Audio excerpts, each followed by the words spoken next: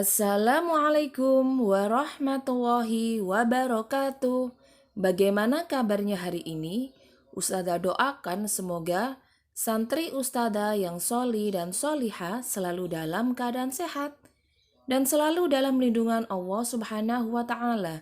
Amin. Alhamdulillah, hari ini kita akan belajar fikih kembali bersama ustazah. Kita akan mempelajari tata cara sholat id. Sudah siap anak-anak solih dan solihah? Insya Allah sudah siap semua ya. Kapanpun dan dimanapun kalian belajar harus tetap semangat. Nah anak-anak, bagaimana tata cara sholat id? Simak baik-baik ya penjelasan dari ustazah. Sholat id dilaksanakan secara berjamaah. Sholat id dilakukan sebanyak 2 rakaat, tanpa azan dan tanpa iqomah. Pada rakaat pertama, takbir dilaksanakan sebanyak 7 kali. Sedangkan pada rakaat kedua, takbir dilaksanakan sebanyak 5 kali. Jadi diingat-ingat ya anak solih dan solihah ustazah, takbir rakaat pertama pada sholat id berjumlah 7 kali. Sedangkan takbir pada rakaat kedua sholat id sebanyak 5 kali. Nah, surat apa yang kita baca pada rakaat pertama? Pada rakaat pertama, setelah melafalkan surat Al-Fatihah, lalu melafalkan surat Al-A'la. Dan pada rakaat kedua, setelah melafalkan surat Al-Fatihah, lalu melafalkan surat Al-Ghoshiyah, atau bisa melafalkan surat yang lainnya anak-anak solih dan solihah. Nah, bagaimana isi khutbah ketika sholat Idul Fitri? Setelah salam, khotib berkhutbah 1 kali. Khutbah berisi pujian dan rasa syukur kepada Allah Subhanahu wa Ta'ala, kewajiban beramal sesuai syariatnya dan anjuran untuk bersedekah. Sedangkan khutbah pada sholat Idul Adha memotivasi kaum muslimin untuk berkurban dan menjelaskan hukum-hukum dalam berkurban. Nah, di dalam khutbah, khotib disunahkan untuk memberikan nasihat kepada para wanita dan mengingatkan anak-anak soleh dan solihah akan kewajiban mereka serta memotivasi mereka untuk bersedekah. Nah, apa saja yang disunahkan pada hari-hari Id?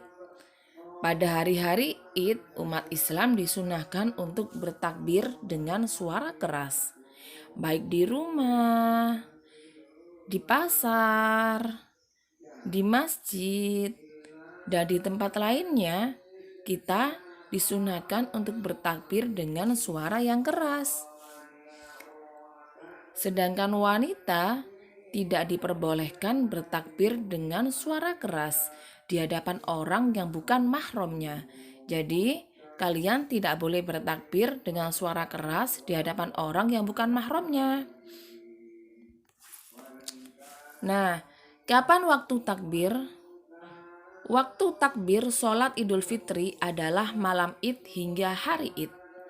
Sedangkan waktu takbir saat Idul Adha adalah mulai masuk 10 Zulhijjah sampai 13 Zulhijjah. Dan sebaiknya kita mengucapkan lafaz takbir di hari Id dengan lafaz Allahu Akbar, Allahu Akbar, La ilaha illallah, wallahu akbar, Allahu akbar walillahil hamd. Atau kalian bisa bertakbir dengan lafaz Allahu akbar, Allahu akbar, Allahu akbar, La ilaha illallah, wallahu akbar, Allahu akbar walillahil hamd.